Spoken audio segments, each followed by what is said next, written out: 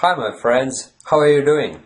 I'm Robbie from EnglishHarmony.com and I'm back to you with another video which is dedicated to those foreigners who might be struggling with English fluency and confidence. So today I'm going to touch upon a subject that I've been discussing plenty of times on my blog and in my videos, and namely it's spoken English practice.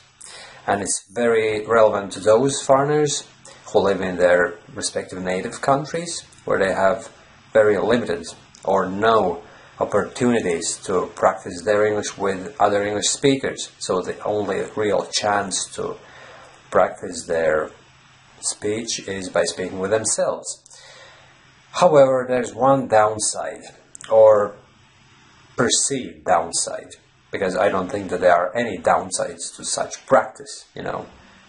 Speaking with yourself is almost the same as speaking with someone else, considering that, first of all, when you speak with someone else, it's actually still you who speaks. So actually, if you get a different perspective on things, regardless of whether you're speaking with someone else or recording a video message or just speaking with yourself, at the end of the day it's your mouth that does the speaking, right? And secondly, if you may be thinking that if you make mistakes then there's no one to correct you, as opposed to speaking with other people who might point out your mistakes and correct you and tell the correct way of saying this or that particular thing, then you may actually be surprised, but in real life people don't normally just point out your mistakes and correct you. In daily situations, in practical situations, people just, especially native speakers, they will understand you from half word. So no matter how grammatically incorrect your speech might be, there's quite a small chance that you'll get plenty of advice in real life situations anyway, unless you specifically ask for it. But then that would have to be your friend or someone you communicate with on a daily basis. You just wouldn't go about your daily life and start asking people to correct you if you just drop into a bank or some institution or with shop assistants and people like that, just random people. You just wouldn't do that anyway. So that's why spoken practice is not so dissimilar from real conversations, because at the end of the day it's you who has to learn from your mistakes. And considering that my project, the whole English Harmony thing, all these videos are dedicated to those guys whose general English knowledge is already decent, it's just that you struggle with fluency, and taking that into consideration, you already know most of what you have to know, all the grammar and vocabulary and all that, so you would have a pretty good idea when you say a certain thing wrong.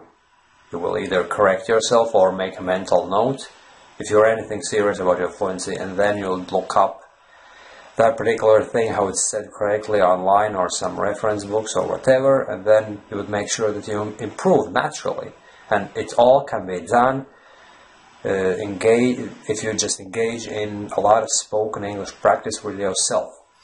But here's the problem, or the so-called, or the perceived problem, as I said in the very beginning of this video. I'm getting a few emails and also some comments on my YouTube videos where I'm discussing the merits of spoken English practice with yourself. And basically those people are saying that it's boring. They're saying, I haven't got anything to speak with myself, it's boring, it just doesn't work, I've got nothing to say. And here's what I can suggest to those people. First of all, I suspect that you're saying it's boring just because you're forcing yourself to say something, and it just wouldn't work. It wouldn't work for me either if I just sat down and started just thinking and forcing myself to say something. Come on, Robbie, come on, say something, say something.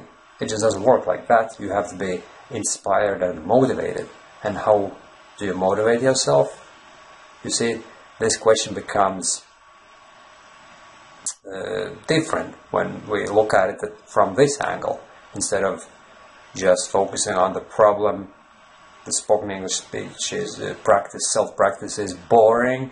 All of a sudden, you turn that question, which wasn't really a question, it was just a problem, it's boring. You turn that into a question upon which you can actually take action, how to make it more interesting, more appealing, how to motivate myself. And here are a few answers. First of all, you can read and then you can rephrase it using your own words, and it's a beautiful, it's a brilliant way to get your fluency going, to help yourself to open up if that's something that you're not used to, speaking with yourself. You can say, read a few paragraphs out of a book or any newspaper, or just take, for instance, any news website article online, just read it. Make sure that you understand pretty much everything, and as I said, due to the fact that this whole project is dedicated to those foreigners whose English level is already decent, that shouldn't be too difficult, unless you go for a highly technical and specific text, but then you shouldn't be doing that anyway. You should go and read something that you would be normally interested in, and that you'll be reading on a regular basis. So basically read something and then try to rephrase it. And the key here is to find keywords or key phrases in that text to build your spoken English practice around. You read an article and then you figure out which words, which phrases would be the ones that are very, very relevant to that particular subject discussed in that article. And then you learn them, memorize them, and then when you rephrase the whole article, put it into your words, then you can build your narration, your monologue around those key words and phrases. Secondly, it's very important to make a very quick plan as to what you're going to say in your short narration, in your short story. Say you read a news article, and the worst thing to do is just start speaking right away. And why it's bad? It's bad because you mightn't have anything coherent to say. It's kind of hard to build a story as you go along, especially in the very early stages of your spoken English practice. So you may want to take your time, take 30 seconds, a minute, just go back through the story in your head and think about the main developments in that story. Even if it's 1 or 2 or 3 main bullet points, make a mental note of them so that you can create your story based on that storyline, And it's somewhat different from the previous tip that I gave you about finding key words and key phrases. And why it's different?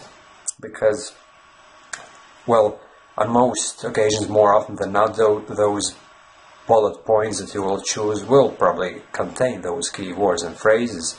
But anyway, it's to give your story some structure. You have to have a structure, a plan, a blueprint first.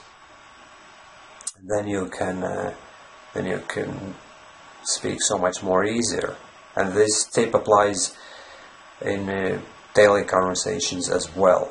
Planning is crucial, actually. Even 10-second planning can make a big difference in your ability to wrap your head around concepts and then verbalize them, make yourself understood.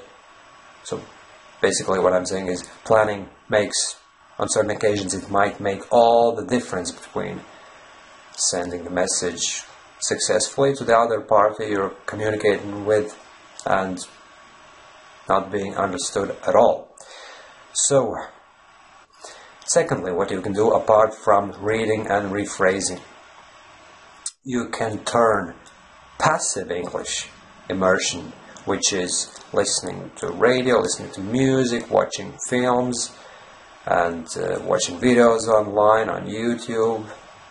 You can turn that passive immersion into spoken English practicing sessions. And how to do that? Of course, retelling all those events you've seen in a movie or in a video, whether it was an interview or a TV show, TV program, whatever. So basically the same basic concept applies here as you would do when rephrasing a passage from a book or a news article.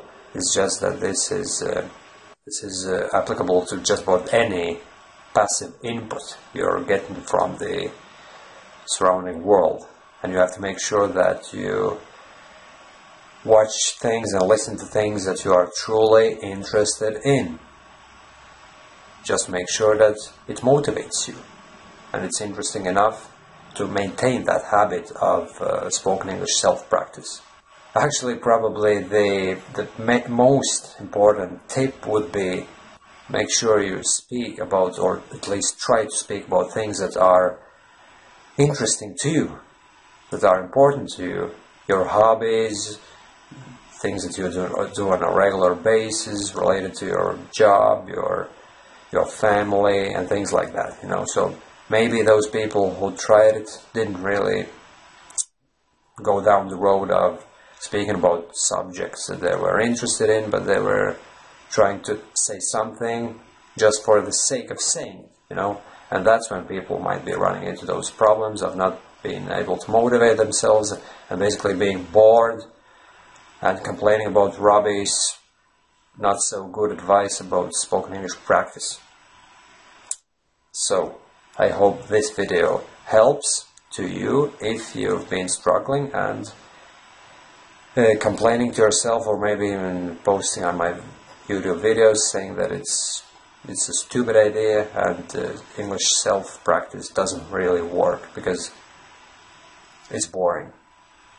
You just have to basically choose the right techniques and do the right thing, and then it won't be boring. All of a sudden it'll become your second nature, provided that you do it regularly enough, and your spoken English fluency will definitely improve the more you engage in those spoken English self-practice sessions.